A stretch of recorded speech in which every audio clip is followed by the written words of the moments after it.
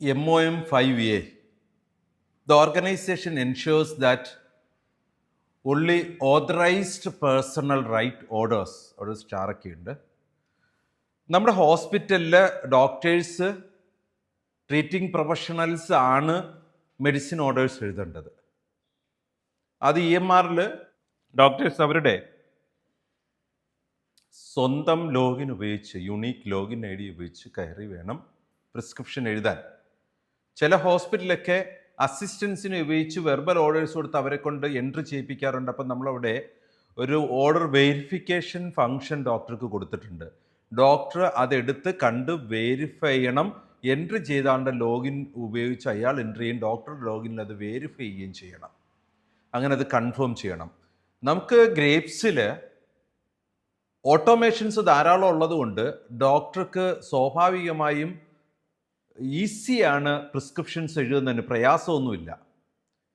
നമ്മുടെ ഏറ്റവും latest software grapes IDMRൽ ഡോക്ടറുടെ മെമ്മറി ഉണ്ട്. പഴയ ഓർഡേഴ്സിനെ എല്ലാം ഡിപ്പെൻഡ് ചെയ്തുകൊണ്ട് ഡോക്ടറുടെ ഓർഡേഴ്സ് വളരെയധികം ഓട്ടോമേഷൻ അവിടെ ലഭിക്കുന്നുണ്ട്. ഗ്രേപ്സിൻ്റെ AI വെർഷൻ ഉപയോഗിക്കുന്ന ഏറ്റവും ലേറ്റസ്റ്റ് ഹോസ്പിറ്റലുകളിൽ ഡോക്ടർ പറയുന്നതിൽ നിന്ന് പ്രിസ്ക്രിപ്ഷൻസ് തന്നെ എഴുതിക്കോളും സോഫ്റ്റ്വെയർ. അപ്പോൾ ഈ ഒരു അസിസ്റ്റൻറ്റിനെ അവിടെ ഉപയോഗിക്കേണ്ട ആവശ്യം യഥാർത്ഥത്തിലില്ല. ഡോക്ടറും പേഷ്യൻറ്റും തങ്ങളിൽ സംസാരിക്കുന്നതിൽ നിന്ന് മനസ്സിലാക്കിയിട്ട് ഓർഡേഴ്സ് എഴുതാനുള്ള കഴിവ് ഗ്രേപ്സിൻ്റെ AI എന്ന് പറഞ്ഞ ലേറ്റസ്റ്റ് വെർഷനിലുണ്ട്. അത് ഉപയോഗിക്കുന്ന ഹോസ്പിറ്റലുകളിൽ ഡോക്ടർ സംസാരിച്ചുമ്പോൾ ഓർഡറുകളെല്ലാം തന്നെ പ്രിപ്പയർ ആയിരിക്കില്ല, വേരിയേഷൻസ് മാത്രം ഡോക്ടർ അപ്രൂവ് ചെയ്താൽ മതി. സോ അത്രയും മനോഹരമായി ഇത് ക്രിയേറ്റ് ചെയ്തിട്ടുണ്ട്. ഗവൺമെൻറ്റിൻ്റെ റൂൾസ് ആൻഡ് റെഗുലേഷൻസിനെ മാക്സിമം നമ്മളിത് അതിൽ മാനേജ് ചെയ്തിട്ടുണ്ട്. സ്വാഭാവികമായിട്ടും അവിടെ OP റെക്കോർഡ്സിലും IP റെക്കോർഡ്സിലും ഇത് മനോഹരമായ അറ്റ്മോസ്ഫിയർ തരുന്നുണ്ട്. നമുക്ക് ഈ ഡോക്ടേഴ്സാണോ ആരാണ് കെയർ ടേക്കേഴ്സ്, അവരുടെ കാര്യത്തിൽ അവരുടെ ലോഗിനിൽ ഇതിനുള്ള പെർമിഷൻസ് സെറ്റ് ചെയ്താൽ കൃത്യമായിട്ടും ഈ ഫങ്ഷനാലിറ്റീസ് അവിടെ വർക്ക് ചെയ്യും.